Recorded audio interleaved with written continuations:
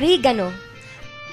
Ang oregano o Origanum vulgare ay hango sa salitang Griego na ang ibig sabihin ay ligaya ng kabundukan o joy of the mountains.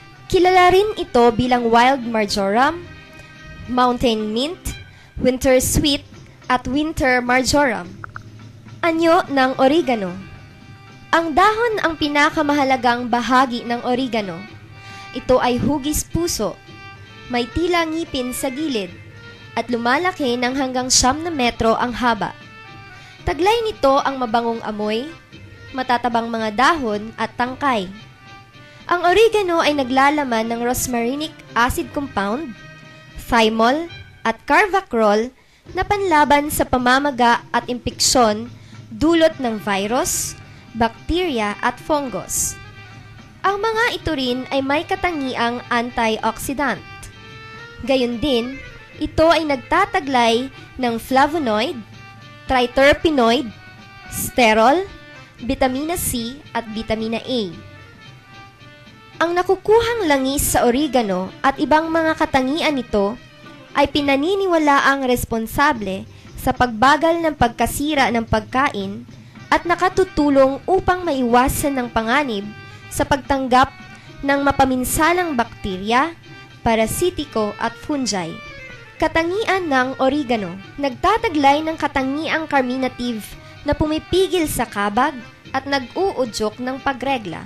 Posibleng wakasan nito ang pagkakaroon ng talamak na tuyong ubo at alisin pati na rin ang plema. Base sa pag-aaral na isinagawa ni Stella C. Tano, isang doktor ng Department of Agriculture, Quezon Agriculture Experiment Station, ang oregano ay nagtataglay ng diaphoretic compounds na pampapawis. Nabanggit din na ito'y mabuti para sa panunaw at sirkulasyon ng dugo. Nagbibigay ginhawa laban sa mga sakit tulad ng hika, chronic bronchitis, at pati na rin sa hindi magandang pakiramdam na dulot ng buwanang dalaw sa mga babae. Bilang isang antioxidant, ang oregano ay tumutulong upang labanan ang mga free radicals sa katawan na sanhi ng pinsala sa mga selula at nagdudulot ng pagtanda. Napatunayan na ang panimplang mula sa dahon ng oregano ay lunas sa sakit ng tainga. Mga paraan ng paggamit ng oregano.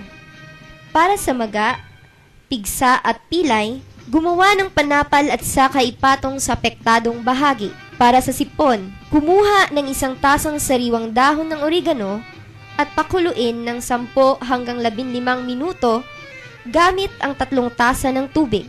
Uminom ng kalahating tasa sa 3 beses sa isang araw. Para sa sakit na ubo, rayuma, bronchitis, hika at impatso, katasin ang dahon ng oregano at uminom ng 1 kutsara kada oras. Para sa kagat ng insekto, sugat at kagat, gawing panapal ang dahon ng oregano at ilapat ito sa apektadong bahagi.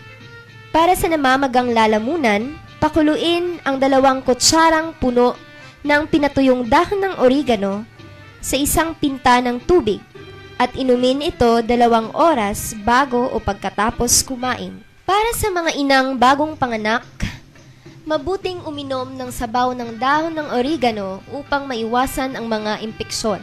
Upang maiwasan ang degenerative arthritis, osteoarthritis, at para sa pangkalahatang kalusugan, mabuting uminom ng juice ng oregano araw-araw.